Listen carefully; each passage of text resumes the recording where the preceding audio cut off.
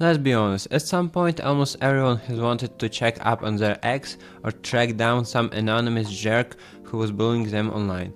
But before we dive in, a massive warning. Checking or stalking someone without their explicit consent is completely illegal and a massive breach of privacy. This breakdown is strictly for educational purposes and cybersecurity awareness. Today, we'll break down 10 real methods for checking a location.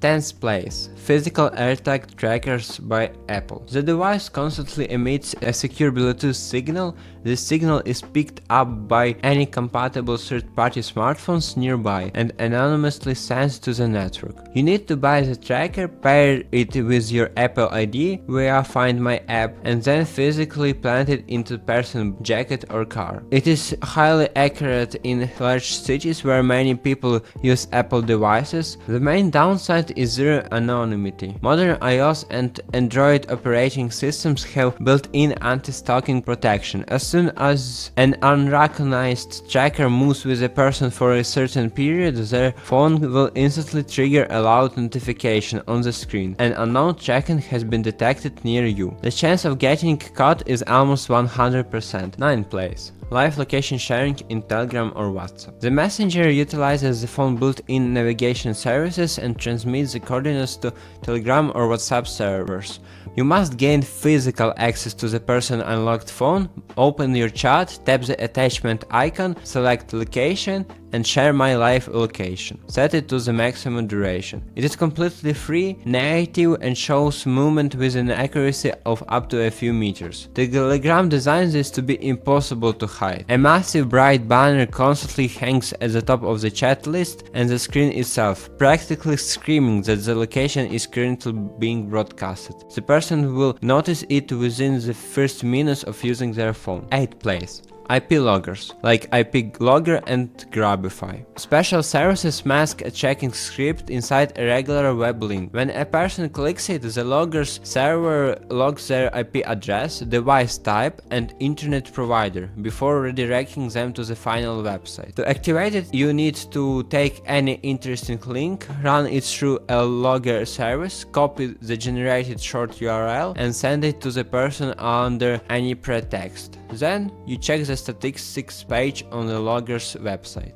Also, this method is outdated. An IP address only shows location based on the provider, which could be a neighboring city or even the other side of the country. And secondly, modern mobile browsers have built-in security, or a simple enabled VPN will completely break this method. Place 7. WiGLE, searching via Wi-Fi network databases. WiGLE is a global open source database of geographic coordinates for wireless access points. Every Wi-Fi router has a unique identifier called a BSS ID, or MAC address. If you somehow find out the name or MAC address of the router the person device is connected to, and you input this data into the WiGLE search engine, it shows a map coordinates where that router was logged during scans. The work is done entirely through open sources with absolutely no contact with the victim. The databases are updated manually by volunteers, so the maps are rarely 100% up to date. If the router is brand new or has been relocated, the information will be inaccurate. 6th place. Different apps that allow location sharing, such as Snapchat. You need to be mutual friends inside the app and ensure the target person does not have ghost mode enabled. The interface is highly accurate, visual, and even displays weather or the speed at which person is moving. If you open the map to check where the person is, the app automatically updates your own location for them as well. To avoid this and prevent exposing yourself, you have to install the third-party software on your device to spoof your own coordinates using a fake location app. 5th place, Geoguessr method, analyzing photos and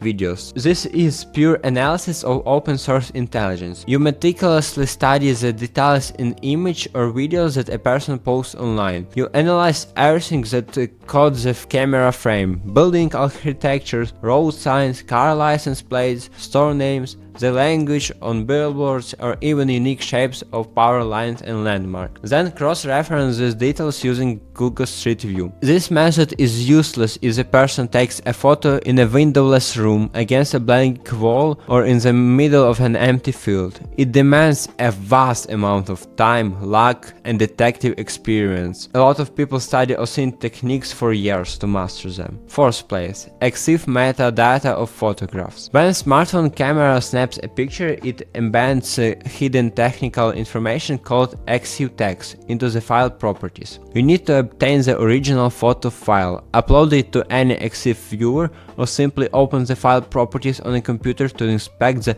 metadata string containing the coordinates. It operates without leaving a trace and provides 100% accuracy for the exact moment the photo was taken. But most modern social media networks and messaging apps like Instagram, Facebook, Telegram, or Viber automatically compress images and completely wipe all metadata for security reasons. This method will only work if the person sent you the photograph as a raw document or file without compression. The third place, location sharing in Google Maps. The Android and iOS operating system allow Google Maps to constantly read geographic position in the background and broadcast them to a designated user. To activate it, you need to tag the person's phone, open the Google Maps app, tap the profile icon, location sharing, and new share. Then you select your own account, setting the parameter to until you turn this off. The main plus of this method is, unlike Telegram, Google Maps is a system-level app. It runs incredibly quietly in the background.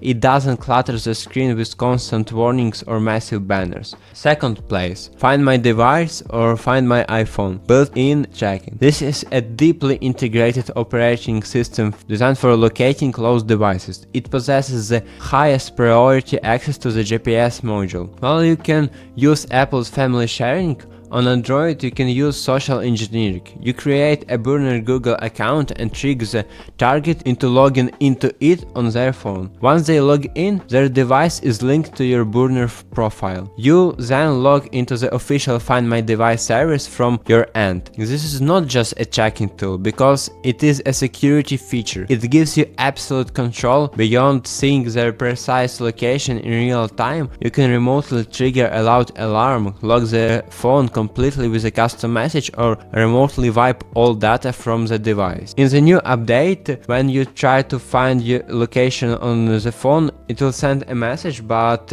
they won't be able to tell what is going on. And the first place is fake map, social engineering and targeted phishing. This method relies entirely on psychology rather than hacking a phone. You create a convincing context or cover story. A web page is set up to mimic a legitimate service that natively requires location verification through the browser. You send the person a message containing a custom link, for instance, a delivered cover story. The person clicks it and the website prompts a standard browser request. This website wants to access your location. Because the person is expecting a delivery, they consciously and without suspicion click allow. The browser instantly reads the exact GPS coordinates of the device and sends them to your server. No physical access to the phone is needed, no passwords are required, and the method bypasses almost all suspicion. It requires some technical skills to host or set up such a script, as well as a decent role-playing skill to maintain a convincing conversation. Which of these methods surprised you the most? Remember, this information is provided strictly for educational purposes and to increase your own cybersecurity awareness. Understand these tactics so you don't fall into the traps of malicious actors yourself.